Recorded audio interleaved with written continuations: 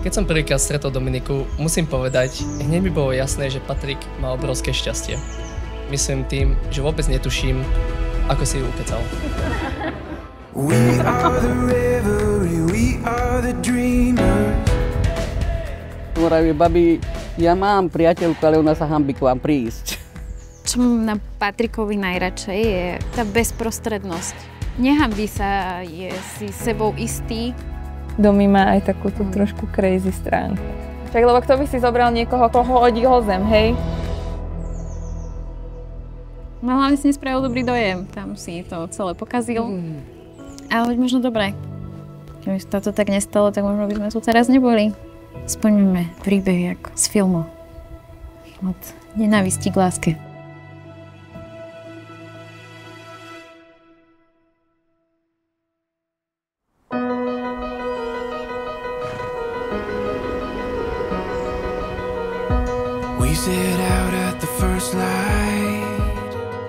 Spoznali sa na tábore, ktorý vlastne organizoval náš učiteľ. A potom akože obidvaja začali už robiť vedúcich s tým, že to tam úplne ako neklapalo, že Domča bola taká na tú skupinu Paťa a jeho kamošov. Že nič moc.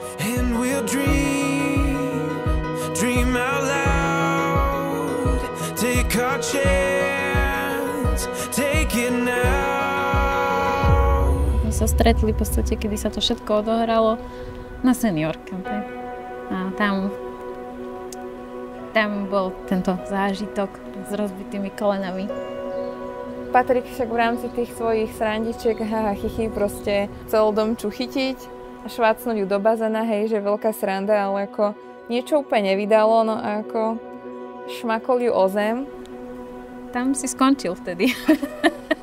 U mňa. Na nejakú dobu. Na nejakú dobu. Patrik bol šinter od malička. Po záhrade on ľúbil chodiť pozerať, polievať kvietky. Zobral starého otcovú príľbu, čo mal, chodil na služobné cesty a s tým polieval. Živý, hravý. A tvrdohlavý ako mama. Áno.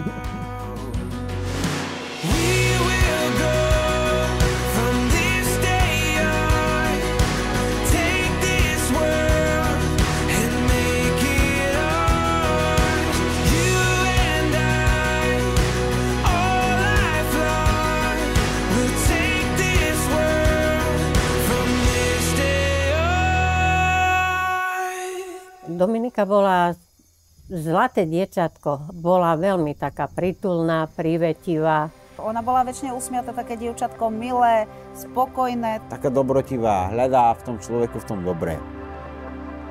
To bolo veľmi dobré dievčatko, akože. Myslím si, že máme byť na čo hrdí.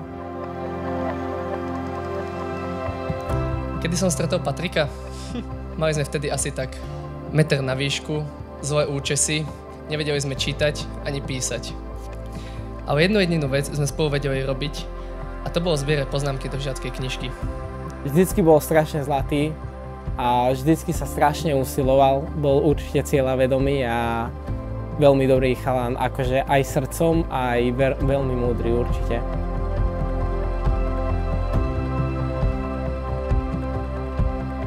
S Dominikou sa poznáme od čias, kedy našou najväčšou starosťou bolo, či sme si nezabudli na tanečnú cvičky, aké budeme mať kostýmy na novú choreografiu a kam pôjdeme na letné tanečné sústredenie. Od 19 sa nejak poznáme. Ďakujem, ty si krásna, ja sa tak teším. A veľakrát fakt, minimálne mňa, ale si tebe, že bola takou oporou. Je to fakt akože človek s veľkým srdiečkom.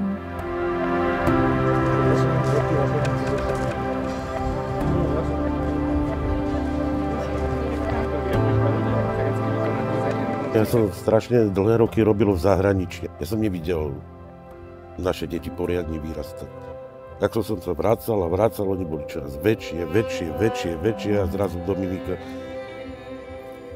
koniec gimpla, zrazu už aj pakala, zrazu pani no a zrazu už sa videla. Strašne som sa na to tešil, neskutočne som sa na to tešil, aj na tú svadbu, na ich dvoch. Držal som to nejako v sebe, ale keď už som jej gratuloval a už tedy to... A teraz pri takomto...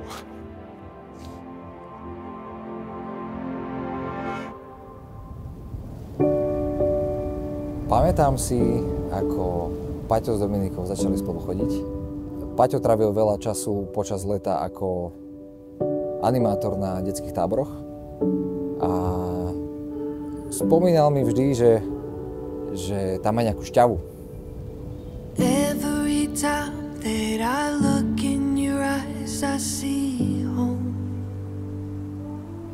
Prvýkrát, keď som vlastne ja zbadal Dominiku, tak si myslím, že najviac, čo ma na nej zaujalo, boli tie veľké hnedé oči.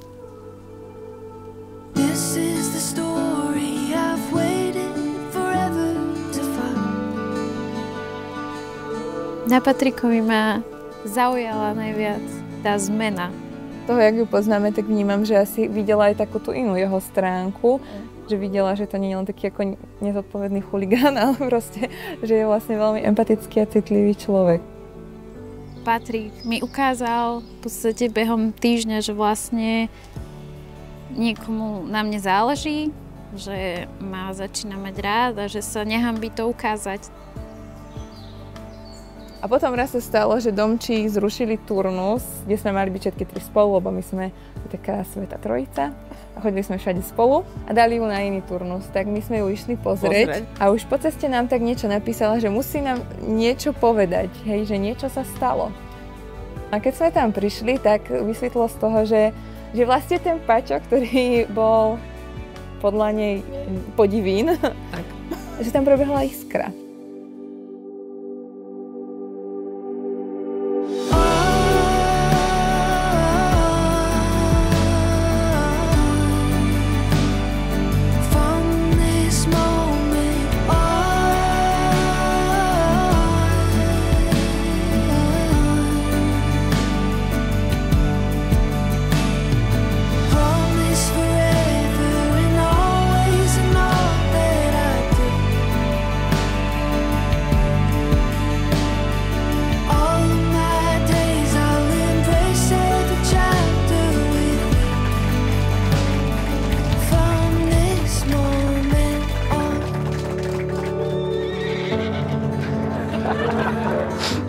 Bola to letná táborová láska, s ktorou nepočítali veľmi do budúcna.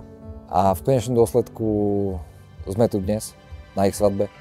Takže asi sa to vykryštalizovalo veľmi dobre.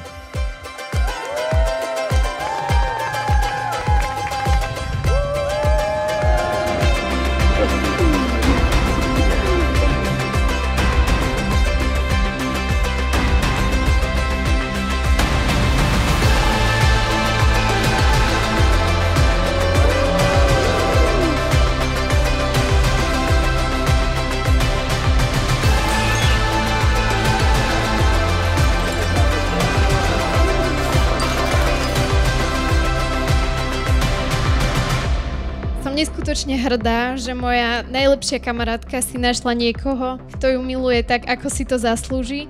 Patrik v nej vyzdvihuje to najlepšie, čo domčáko má. Som rád, že si môj kamarát našiel ženu, ktorá mu je najlepšou kamarátkou, oporou a od dnes oficiálne je pani manželkou.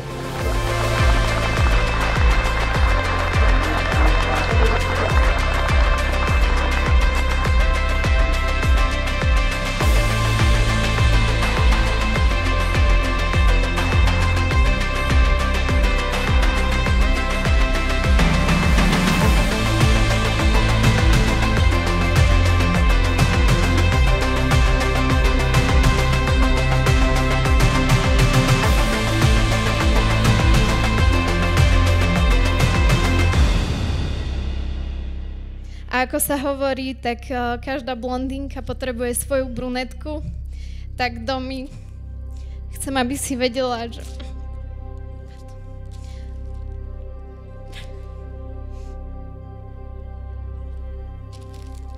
že som tu vždy pre teba, v akejkoľvek situácii, že sa vždy na mňa môžeš obrátiť, zavolať mi čokoľvek. A to najdôležitejšie, možno aj to najlepšie, že pri tebe si môže dovoliť byť taký, aký je.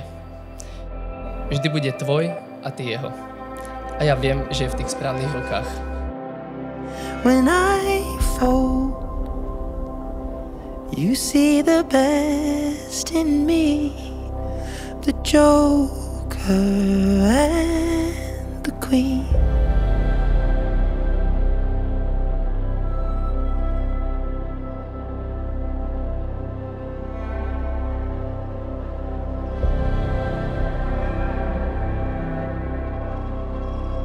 I've been played before, if you hadn't guessed.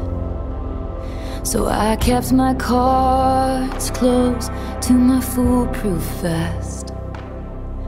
But you called my bluff and saw through all my tells. And then you went all in and we left together. When I fold, you see the best in me, the Joker and the Queen.